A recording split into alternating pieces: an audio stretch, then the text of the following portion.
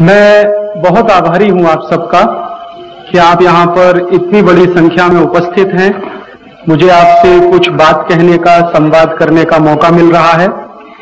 आप सब मेरे बारे में जानते हैं कि मैं हिंदी भाषी हूं, मुझे मराठी बोलना नहीं आता।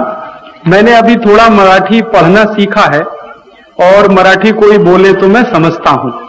बोलना शायद थोड़े दिन में सीखूंगा, फिर आपके बीच मराठी में व्याख्यान करूंगा। अभी आज मुझे आप माफ करेंगे,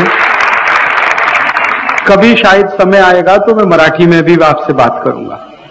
अपने देश की परिस्थिति जो है आज की, उसको ध्यान में रखकर हम लोग पिछले कई वर्षों से आजादी बचाओ आंदोलन चलाते हैं। उस आंदोलन का परिचय आप सबको है।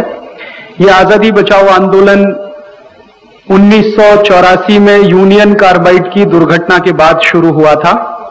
भोपाल में आप जानते हैं कि एक बहुत बड़ा हत्याकांड हुआ था, गैस कांड हुआ था, भोपाल गैस कांड जिसका नाम था। उस गैस कांड में 3 दिसंबर 84 की रात को 22,000 लोग मरे थे। उन 22,000 लोगों की मृत्यु के बाद हम लोगों ने आजादी बचाओ आंदोलन शुरू किया था।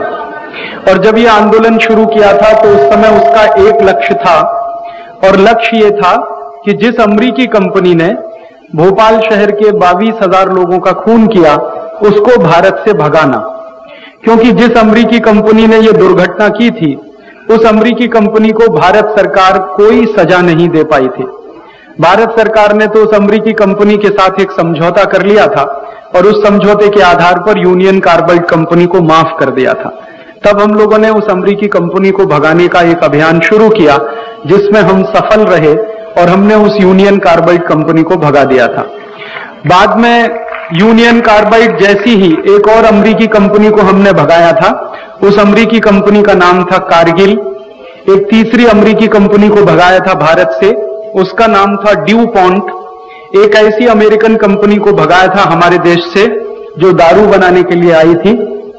उसका राजस्थान में अलवर जिले में बहुत बड़ा प्रोजेक्ट लगने वाला था, जिस प्रोजेक्ट में वो कंपनी हर दिन 4 करोड़ लीटर दारू बनाने वाली थी। आप जानते हैं राजस्थान में भयंकर पानी का संकट रहता है, तो जिस क्षेत्र में पानी नहीं मिलता पीने को, वहां एक अमेरिकी कंपनी का दारू फैक्ट्री बने और उसमें 4 करोड़ लीटर दारू रोज बने और वो बाजार में बिके, तो वो हमें मंजूर नहीं था। हमने उस कंपनी को भी वहां से भगा दिया था। तो ऐसी कई कई अमेरिकी कंपनियों को भारत से भगाने का एक अभियान, इसी का नाम है आजादी बचाओ आंदोलन। इसी आंदोलन में मैं लगा हुआ हूं पिछले कई वर्षों से। बाद में हमें एक बात का और एहसास हुआ, और वो ये बात का एहसास हुआ कि सिर्फ अमेरिकी कंपनियों को ही भारत से भगाने का काम हम करेंगे तो उससे कोई बात नहीं बनेगी।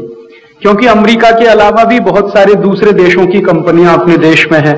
यूरोप की कंपनियां हैं, जापान की हैं, जर्मनी की हैं, फ्रांस की हैं। तब हम लोगों ने एक और अभियान शुरू किया 1991 के साल से कि सभी परदेशी कंपनियों को भारत से भगाना। फिर बाद में हम लोगों को एक और जानकारी मिली कि अगर सभी परदेशी कंपनियां भारत से भाग जाएं तो भी अपने देश में कुछ ऐसी समस्याएं हैं जिनका समाधान पूरा नहीं होगा। तो हम लोगों ने फिर देश की समस्याओं का अध्ययन करना शुरू किया, और उन समस्याओं के समाधान को जब हम समझ पाए पिछले 10 वर्षों में, तो हमको ऐसा लगा कि भारत काफी कुछ परदेशी हो गया है।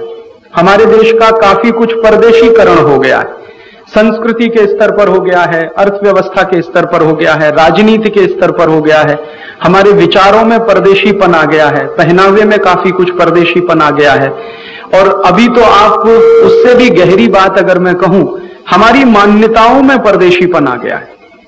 अब जब किसी राष्ट्र और समाज की मान्यताएं बदलने लगती हैं, परदेशीपन उनमें आ जाता है, तो संकट बहुत गहरा होता है। तो हम लोगों को ऐसा लगा कि भारत की जो मान्यताएं हैं, भारतीयता वाली स्वदेशी मान्यताएं जो हैं, उनके आधार पर संपूर्ण भारतवर्ष का फिर से निर्माण करें। ऐसे एक काम के लिए, ऐसी एक कल्पना के साथ हमने ये आंदोलन शुरू किया है। और इस आंदोलन के पीछे की जो भूमिका है वो एक ही वाक्य में मैं कहना चाहता हूं। आजादी बचाओ आंदोलन एक ऐसा आंदोलन है जो संपूर्ण भारत को भारतीयता के आधार पर, भारत की मान्यताओं के आधार पर पूरे राष्ट्र को फिर से स्थापित करने का आंदोलन है। अब ये भारतीयता की जो मान्यताएं हैं और हमारी जो परिस्थिति है आज की, उसमें काफी कुछ मुश्किलात हैं। तो आज की परिस्थिति परदेशियत वाली है, विदेशीपन वाली है, और हम भारतीयता की बात कर रहे हैं। तो कई लोग तो कहते हैं कि राजीव भाई आप कहीं मूर्खता का काम तो नहीं कर रहे, आप तो बहाव के विरुद्ध काम कर रहे हैं। प्रवाह एक दिशा में है और आप उसके उल्टी दिशा में काम कर रहे हैं। तो मैं उनको बहुत विनम्रता से कहता हूं कि हाँ, बहाव के विरुद्ध काम करने में ही तो मजा आता है। बहाव के साथ अगर काम करें तो वो तो कोई भी कर सकता है। जो अनोखे काम होते हैं दुनिया में वो ऐसे ही होते हैं। तो कुछ ऐसी ही कोशिश हम कर रहे हैं। भारत की आज की परिस्थिति और आज की परिस्थिति से निकलने वाले प्रश्न और उनका समाधान, यही 3 बातें मैं आपके सामने रखने की कोशिश करूंगा। बहुत बार आपने मेरे व्याख्यान सुने हैं, आज कुछ अलग बात आपसे कहूंगा जो पहले के किसी व्याख्यान में मैंने नहीं कही, क्योंकि कई लोगों की मांग है कि राजीव भाई आज आप कुछ नई बात कहिए। तो कुछ नई बात भी आपसे शेयर करने की कोशिश करूंगा। और अब मैं मेरा व्याख्यान एक बिल्कुल नई घटना से शुरू करता हूं।